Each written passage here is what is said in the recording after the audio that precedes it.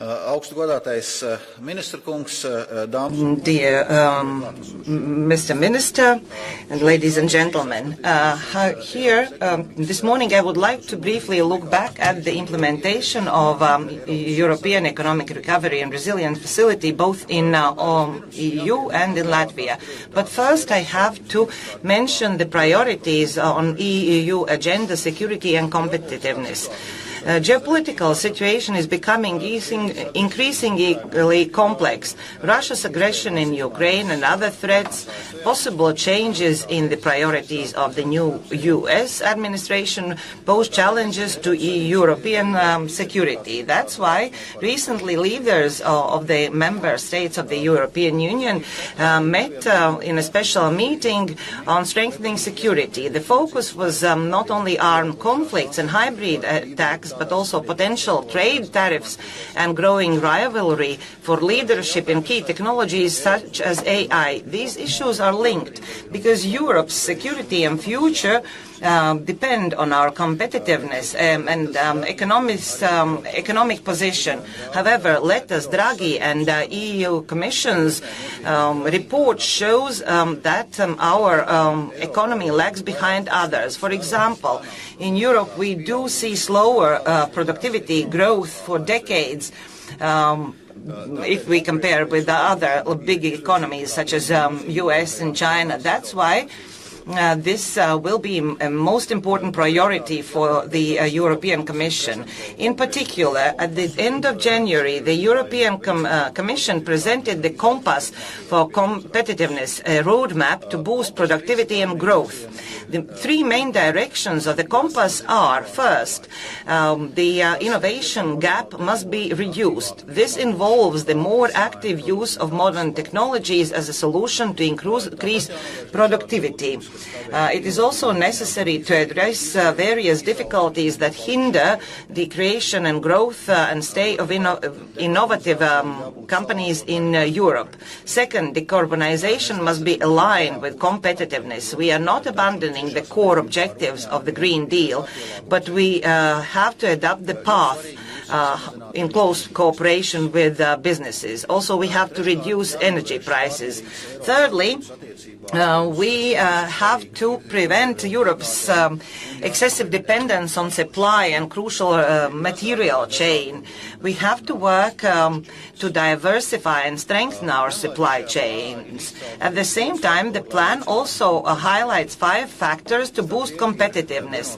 Amongst those are improvement of skills, better coordination between EU member states. As a very important factor, I would like to mention reduction of bureaucracy. When listening to businesses and citizens, European Commission for the first time made administrative priority to reduce this administrative burden. We will have to work, every commissioner, to do this work, but I will coordinate that. We have a target to reduce administrative burden by 25%, but for small and medium-sized enterprises, including most of Latvia's companies, by at least 35%. First proposal to cut red tape in the area of sustainability is expected in the nearest future. This will be followed by others to improve business environment in EU. It should be mentioned that all parties involved, including Latvia, must work on reducing bureaucracy. For example, it is necessary to assess whether the application of European Union directives introduces additional requirements that might not be necessary. Finally, we have to find all the necessary means for necessary investments. Draghi report states that at European level, the investments should be for at least 750 billion annually more. Most of that will come from private sector.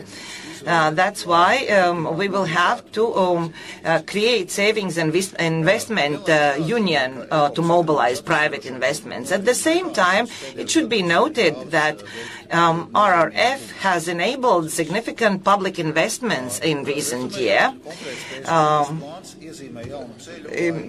The Compass for Competitiveness charts a new path to also go even further towards the generally objective strengthening of European economy. But now more on Recovery and Resilience Facility.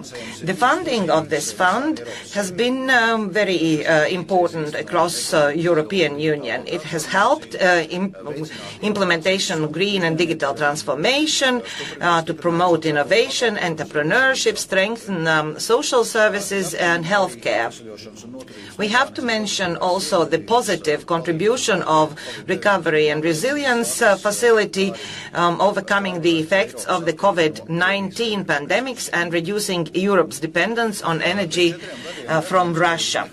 After 4 years of implementation, it can be seen that the economic recovery and resilience plans have indeed drawn the basis for encouraging reforms. We should remember that under Recovery and Resilience Facility, the European Commission only makes payments to each country once it has reached the targets set out in the national plans. Today, member states have been distributed more than 300 billion euros. This is half or almost half of all the funding in the amount of 650 billion. This year we will accelerate the processes in order to move forward. The European Commission last year simplified and made more flexible a number of requirements following the midterm evaluation. If we talk about Latvia, positive impact of the RRF is very important, and we can feel that. It has allowed us to modernize public administration and economy, develop regions, promote energy efficiency, improve education, healthcare, social protection of our inhabitants. In total, almost 2 billion euros are available for Latvia for the implementation of the economic recovery and resilience plan.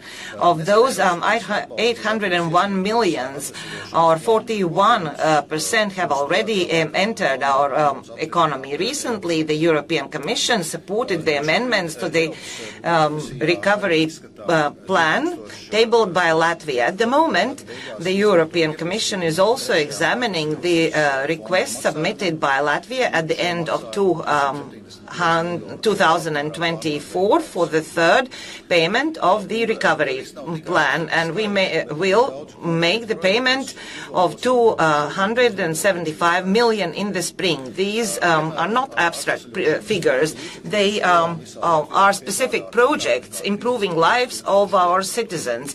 For example, 35,000 laptops have been delivered to schools across Latvia, allowing to improve learning process and supports students from poorer families. 2 European digital innovation hubs and 10 regional contact points have been established in Daugavpils, Ventspils, Jelgava.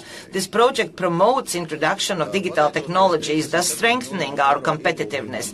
Thanks to funding of 37 million from Recovery Fund, the construction of low-rent apartment buildings are taking place in several cities in Latvia. Currently,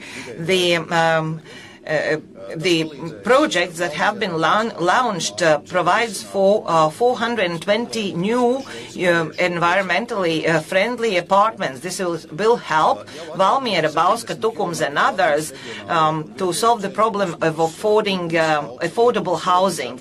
70 kilometers of Latvian regional and local roads have been restored. The section Tukums outside Lithuanian border and Ilūkste, Rubaišķi, Daugavpils. This helps improve traffic. In total, the Recovery Fund will allow for restoring of more than 200 kilometers. There are also positive results in the health sector. For example, Liepāja Regional Hospital provides a modern linear accelerator for radiotherapy of cancer patients. Since the fall of last year, patients have benefited from many new comfortable buildings, and Children's Clinical University Hospital have improved treatment options. In total, there will be more than 10 projects for strengthening the infrastructure of Riga and regional hospitals. Finally, I would like to highlight the successful completion yesterday of the synchronization of the electricity system with the European network by Latvia, Lithuania and Estonia. The disconnection from Russian control network is a historic achievement, and it was performed thanks to investments from EU funds. Since the start of the project, the European Commission has provided not only political and technical but also financial support of more than 1.2 billion from the Connecting Europe facility. In turn, the section of the recovery plan Repower EU has managed to attract additional financing in around 100% for the electricity storage battery system in Rezekne. Thus, we will provide more balanced services at lower costs. This experience of Latvia successfully combining the support of several EU funds for strategically important projects can also serve as example for other member states. I've just mentioned a few projects, but the recovery facility helps to address a wide range of issues, and we see that the implementation of Latvia's recovery and resilience plan is moving forward. At the same time, it should be mentioned that all recovery facility projects should be operational by August next year. So Latvia still has very intensive work ahead to accelerate project implementation. Similarly, the use of the European Union multi-annual budgetary funds should be accelerated, especially cohesion and structural funds. In total, more than 10 billion is available to Latvia for the programming period from 2021 to 2027. This year, approximately 1.5 billion euros of European investments will flow into the economy of Latvia. This opens up wide opportunities, but also puts very many tasks on us. It will boost our competitiveness and security, but we will need to discuss the next multi-annual budget. Ladies and gentlemen, today's conference allows us to discuss what has already been done, but at the same time, I hope this will also help to clarify further actions for high-quality implementation of our plans in Latvia. I can assure you that the European Commission will continue to provide necessary support. I wish you to achieve the reform and investment goals set by Latvia, and most importantly, that the available funding improves the quality of life of our population. Thank you. Valdis Dombrovskis.